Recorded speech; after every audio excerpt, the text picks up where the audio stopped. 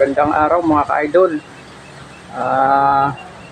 Marami pong salamat sa mga nag-subscribe sa akin tsaka sa mga viewers ko. Ipapakita po ako sa inyo isang napakagandang balahibo. Bulik siya na may bandera, green legs. Bihira po ito sa manok na talisay siya, buli na green legs ang paa tapos mayroong bandera.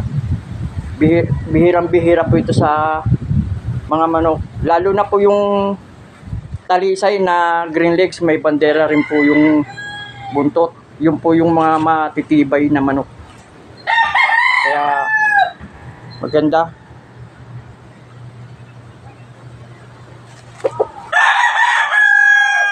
Yan.